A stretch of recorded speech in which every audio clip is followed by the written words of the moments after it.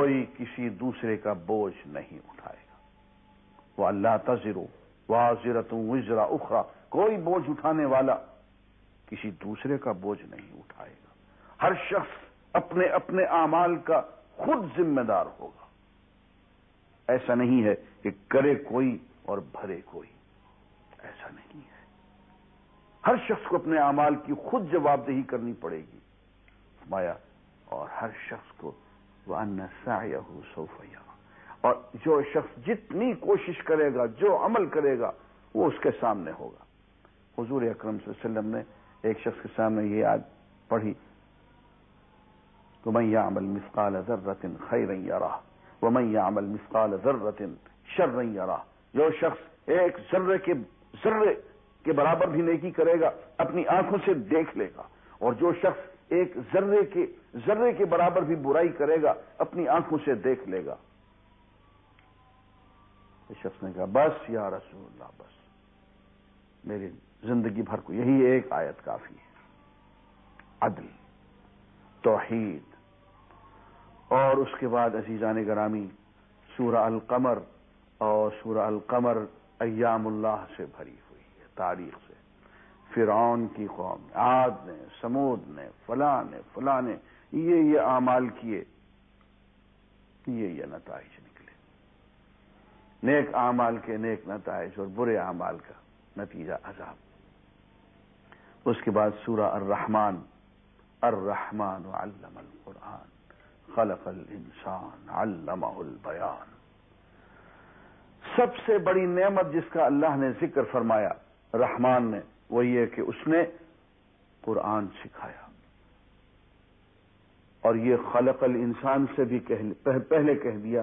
یوں لگتا ہے کہ انسان کی تخلیق کا مقصد یہ ہے کہ وہ اللہ سے ہم کلامی سیکھے، اللہ کے کلام کو سیکھے اور سکھائے.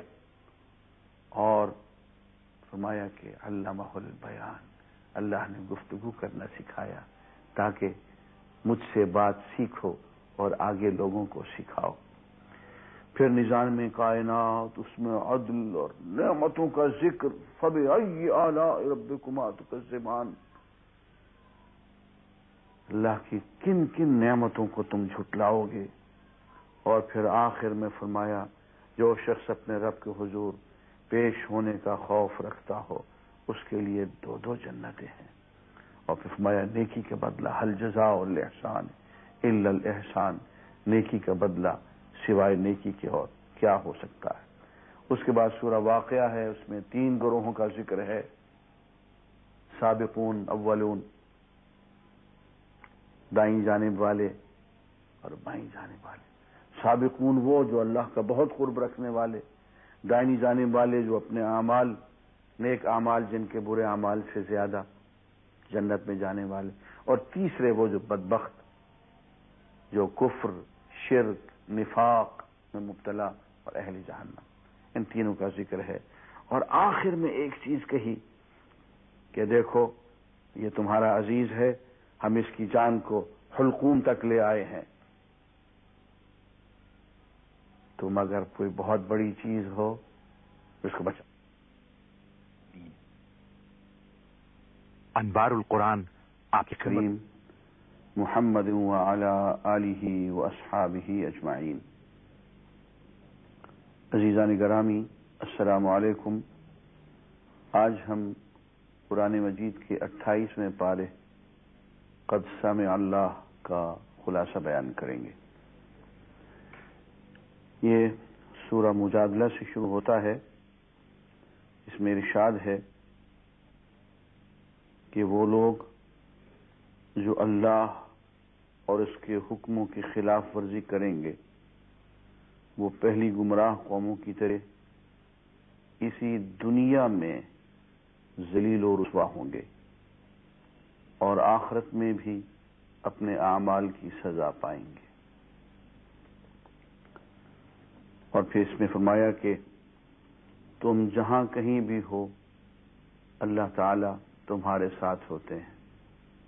تم اگر 2 آدمی باہم سرگوشی کر رہے ہو تو تیسرا تمہارے ساتھ اللہ ہوتا ہے. تم 3 ہوتے ہو تو وہ چوتھا ہوتا ہے، تم 4 گفتگو کر رہے ہوتے ہو تو 5واں وہ خود ہوتا ہے، تم جہاں کہیں بھی ہوتے ہو وہ تمہارے ساتھ ہوتا ہے۔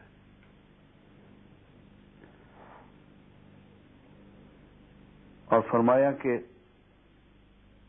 یہ بات طے ہے کہ اللہ اور اللہ کے رسول صلی اللہ علیہ وسلم کے مخالفین اسی دنیا میں شکست کھائیں گے، ذلیل ہو کر رہیں گے، اور یہ اللہ کا طے شدہ فیصلہ ہے کہ اللہ اور اس کے پیغمبر اور ان کے ساتھی اسی دنیا میں ضرور بالضرور غالب آ کے رہیں گے۔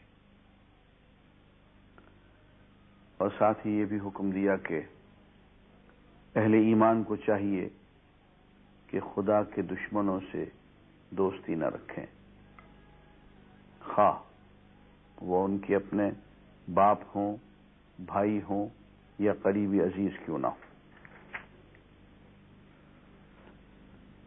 اور پھر فرمایا کہ یاد رکھنا کہ اللہ کی جماعت ہی غالب آ کر رہے گی۔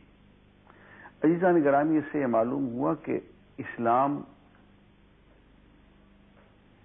ایسا دین ہے جو صرف آخرت میں نہیں، اس دنیا میں ہمیں حاکم بنانے کے لیے آیا ہے، غالب ہو کر رہنے کے لیے آیا ہے، اس دنیا کو حسین بنانے کے لیے، اس دنیا میں ہمیں غلبہ دینے کے لیے آیا ہے، اور اس کا ذکر قرآن مجید میں بے شمار جگہوں پہ آیا۔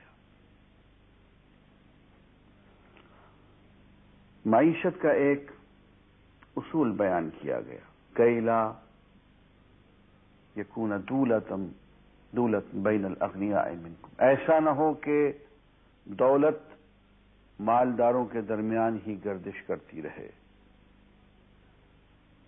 مال کی تقسیم، دولت کی تقسیم اس طرح سے ہونی چاہیے کہ جس طرح سے خون انسان کے پورے جسم میں گردش کرتا ہے، اسی طرح سے دولت کو پورے معاشرے کے اندر گردش کرنا چاہیے۔